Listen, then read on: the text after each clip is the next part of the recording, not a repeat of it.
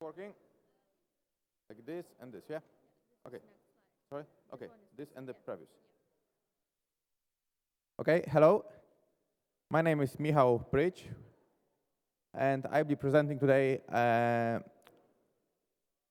adoption of Zuul node pool in our downstream CI. So the presentation is avoiding obstacles on the river right from upstream to downstream CI. It's a lightning talk, so the questions I will take later at the booth. So before we begin, let's put some definitions. And as we know, every definition is dangerous. So first, we have upstream, which is upstream code that you can have on GitHub. Then we have upstream or midstream. That's the place where RDO comes in. What is RDO? RDO is packaging of upstream vanilla code to the RPMs. On top of that, upstream is using CentOS for CI needs. That's the difference between upstream and downstream when we are using RPM packages together with installer on top of Red Hat Enterprise Linux. So some of you may say RDO is not really upstream, it's midstream. However, it's freely available, and other than TripleO installers are using it. So we are enriched by our reciprocate differences, and those are the differences in installers. So we have the code, we package the code, and then we need to install it, provision it on the system. In upstream, mostly we are using DevStack and PyPy for installing dependencies. In upstream RDO, the TripleO comes in. TripleO is installer for RDO, but also it's installer for the Red Hat OpenStack platform. So that's how the installation is different between upstream and downstream, and it's making a huge difference how we do run CI jobs and how we implement those CI jobs in Zuul. So, as you can see, it's the time you have wasted for your RHOS that makes your RHOS so important. Why we are talking about importance of moving from Zuul to Jenkins in downstream. Some of you may remember that in upstream there was Jenkins. In upstream TripleO, there is mostly Zuul. However, there is one tiny job which is using Jenkins, so we cannot remove it yet. In downstream Red Hat, we are using Jenkins with more than 2,500 jobs defined. So it's not an easy task to switch from one to another tool. So what's right isn't what's worked. So maybe we think that keeping Jenkins is fine. It might be, but there is huge amount of benefits for adopting Zuul from upstream to downstream. So, speaking of Jenkins in downstream, over the past 3 years where I've been at Red Hat, we developed quite a bit of good user features. And users defines how we really create services for them. So in downstream Jenkins, we have one-click Red Hat OpenStack deployment via Jenkins UI. So we can create Jenkins instance within seconds of users' work, and then CI is taking care of the deployment. We share bare metal hardware between CI and users, so they can take one box from there. Well-known, powerful job definitions with generic JJB. So defining 2,500 jobs is not an easy task. So we created a pretty nice way of defining those jobs. And we can reproduce any job that run in Jenkins on the local machine. How about Zool?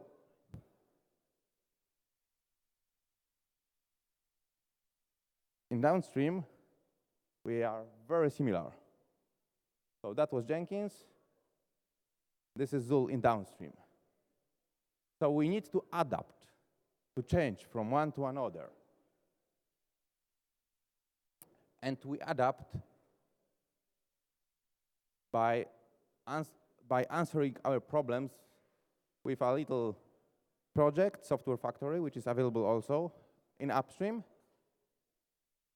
And it's a project which creates a set of services available straight away in a VM. So Zool, Nodepool, Gerrit, and others, like Kibana, Logstash. Also, speaking of users, so in Software Factory, there is an implementation of one nice feature which cannot be implemented in Zool. Job can be executed with different parameters. So similar to Jenkins, we are able to modify the job for the user, and it's already there. So as it was not possible in Zool directly, Software Factory done this possible.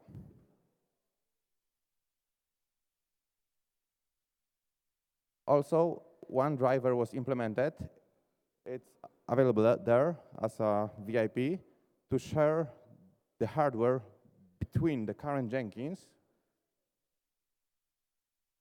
the new Nodepool, and users. So it's the same technique to share the bare metal hardware between users and Jenkins, plus we added a Nodepool driver for it.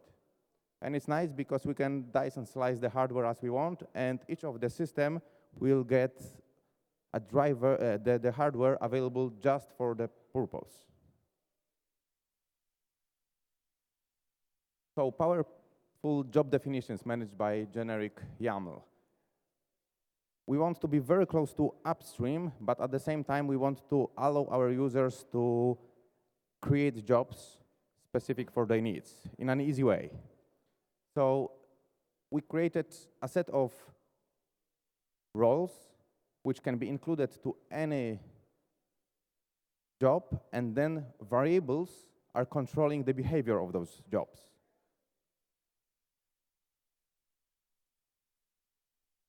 And we wish, in downstream, to reproduce the jobs on a local system. So there is a cool project, Ansible RHEL TripleO CI reproducer, which is in upstream. We want to adapt this to downstream. So after the job is run, we should be able to reproduce this locally or with Gerrit patch. And we want them bad enough. So the benefits of having Zool in downstream is, first of all, ability to write and test CI jobs without merging them, which is very hard in Jenkins. So if someone is defining job, then this job should be tested prior to run. In Jenkins, we have two instances, staging Jenkins and production. In Zool, we can obviously define the job, test it, and when it runs, we can merge it. Rerunning non-production, not merge jobs together with proposed patch sets. So it's a mixture of the first thing, but together with the code that is going to various components. So we can define job for a feature which is not yet merged. Creating click pipeline from upstream to downstream. If we adopt one set of tools, then we can really benefit by reusing the same roles and the same way of defining the jobs. So that's a really feature which we need. Also, developers, QE, wants to be familiar with upstream tooling. So in downstream, we want to have the same way as upstream because it's easier. And also using external dependencies between projects, which is quite hard in downstream. We build RPMs rather than working from the source code, and learning aspect. So current design of a very simple job. So let's say the simplest job. It's broken. It's very much broken because in Upstream we want to change some of the definitions. I want to change some of the definitions, how it's there. And yesterday on the Zul forum, we talked about this. So I will go to the next slide, and later we'll come back to this, if it's working. So what we want to do, we want to inherit from Upstream jobs different jobs. So migration, functional tests, Tempest tests, and test this in Downstream. But at the same time, we want to test with our installer, which is TripleO installer. So we want to run jobs which are running from Upstream TripleO CI directly on Downstream project. So we are mixing 3 worlds here.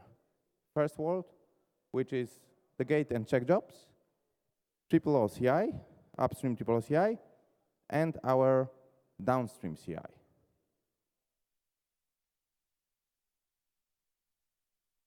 So that's how I would see this. We need to create abstraction where the jobs are really defined independent from the provisioning system and independent from the OS. Having this, we can really define how we are deploying and then what we are testing. In the previous slide, it was a mixture. Here, we already got defined how we are deploying and what's being installed in which way, which is very hard to inherit from. Having this clean path will allow us to cleanly inherit things and make the changes here. And then we can test any deployment system on any OS. And because it was lightning talk, that's it, folks, and thanks.